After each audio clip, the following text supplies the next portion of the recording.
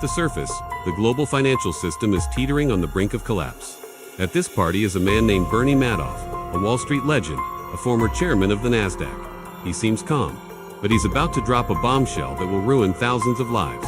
He pulls his two sons, Mark and Andrew, aside. He looks them in the eye and confesses.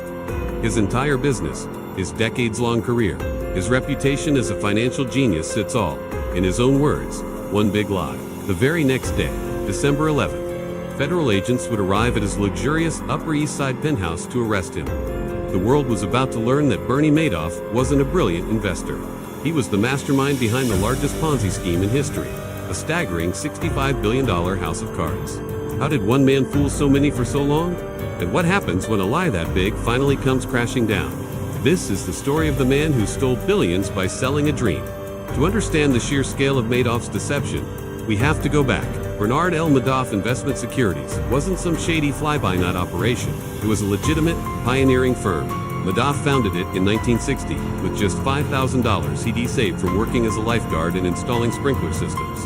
In the early days, he was an innovator. His firm was one of the first to use computer technology for trading, helping to develop the electronic system that would eventually become the NASDAQ stock exchange. He became a respected figure, a pillar of the financial community. He served on boards, gave to charity, and was seen as a safe pair of hands in the volatile world of finance. This reputation was the bedrock of his scam. He built an aura of exclusivity around his investment management arm, the part of his business that was a complete fraud. You couldn't just give Madoff your money. You had to be invited. You had to know someone. This made people desperate to get in. It created a sense of privilege, a feeling that you were part of a special club. If you were lucky enough to be accepted, you didn't question it. You just felt grateful, and the returns he promised weren't outrageous. That was the genius of it. He didn't promise to double your money overnight. Instead, he offered something far more seductive: consistency.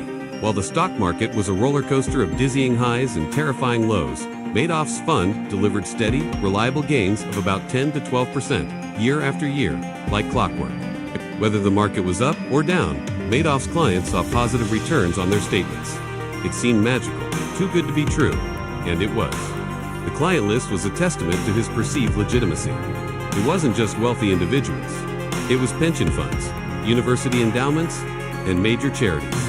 Like one founded by Nobel laureate Elie Wiesel. Celebrities were also ensnared actors, like Kevin Bacon and Kyra Sedgwick, film director Steven Spielberg's foundation, and Baseball Hall of Famer Sandy Koufax. It was a who's who of people who thought they were making the smartest financial decision of their lives. They handed over their life savings, their retirement funds, and their philanthropic capital, all to a man who wasn't investing a single penny of it. So, what was actually happening with the money? It was a classic Ponzi scheme, named after Charles Ponzi from the 1920s, but on an industrial scale. When a new investor gave Madoff, say, $1 million, that money wasn't put into the market. Instead, it was deposited into a simple bank account at Chase Manhattan Bank. Madoff's team would then use this new money to pay the returns to earlier investors who wanted to cash out. If an old client wanted to withdraw $100,000, Madoff would just take it from the pool of new cash. To maintain the illusion, he created a massive smoke and mirrors operation. His staff would generate fake paper trade confirmations and false monthly statements. These documents looked completely legitimate, showing trades in well-known stocks like Apple or IBM that never actually happened. They would even backdate trades to ensure the client's account always showed a profit. It was a full-time job just faking the paperwork to support the lie. The entire 17th floor of his office in the Lipstick Building was dedicated to this fraudulent activity, completely separate from his legitimate market-making business on other floors. For decades, this system worked flawlessly. As long as more new money was coming in than old money was going out, the scheme could continue indefinitely. And for years, money poured in.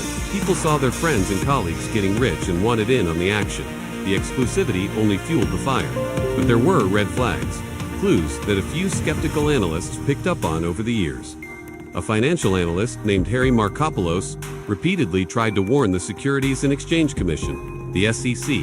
As early as 1999, he submitted a detailed report titled "The World's Largest Hedge Fund is a Fraud." He laid out a compelling case.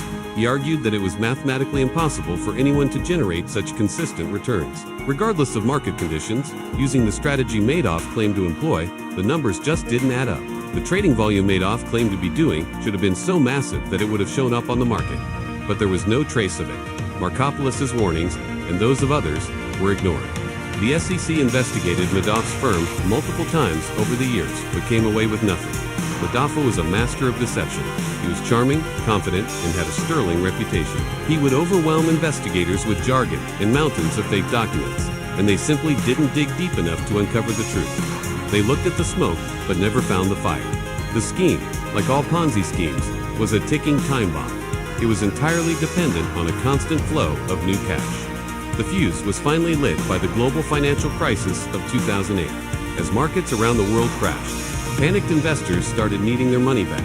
The steady stream of new investments into Madoff's fund dried up to a trickle, while the requests for withdrawals became a flood. In the fall of 2008, clients requested to pull out around $7 billion. But the money wasn't there. The Chase bank account that held the investors' cash was nearly empty. Madoff had no way to generate the funds because he couldn't sell stocks he never owned. The magic was gone. The machine had broken down. He was trapped. That brings us back to that holiday party on December 10th. Knowing the end was near, Madoff confessed everything to his sons, Mark and Andrew, who both worked in the legitimate trading arm of the firm and were, by all accounts, completely unaware of the fraud. He told them he was finished, that the investment fund was a sham, and that he had been paying investors with money that wasn't there. He estimated the losses at around $50 billion. Stunned and horrified, his sons did the only thing they could. They went to their lawyer, who immediately contacted federal authorities. The next morning, the FBI showed up at his door.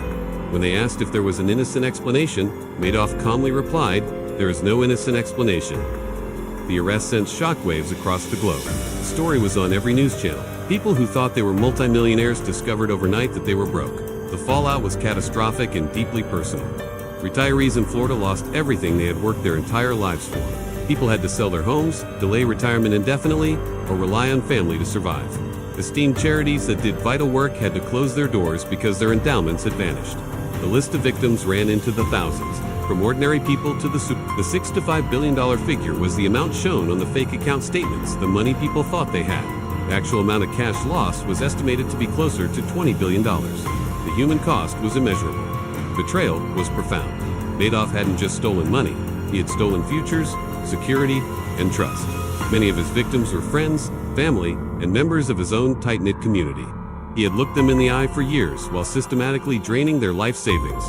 The scandal also had a devastating impact on Madoff's own family. His sons, who had turned him in, were haunted by the public shame and the torrent of lawsuits, even though they were never charged with complicity in the scheme. Tragically, Mark Madoff died by suicide exactly 2 years to the day after his father's arrest. Andrew Madoff died of cancer in 2014, blaming the stress of the scandal for its return. In March 2009, BernieMadoff pleaded guilty to 11 federal felonies, including securities fraud, wire fraud, mail fraud, and money laundering. He took full responsibility, but his courtroom apology rang hollow to his victims. He was sentenced to the maximum of 150 years in federal prison. A sentence, the judge said, was necessary to show that his crimes were extraordinarily evil. Bernie Madoff died in prison in April 2021, but the story of his epic deception serves as a timeless, cautionary tale. It's a story about greed, trust, and the danger of believing in things that seem too good to be true. It reminds us that even the most respected figures can hide the darkest secrets, and that in the world of finance, the promise of easy, guaranteed returns is often just that, promise built on nothing more than a lie. The Madoff scandal wasn't just a financial crime. It was a deep wound on the public's trust, one that still hasn't fully healed. Thank you for watching.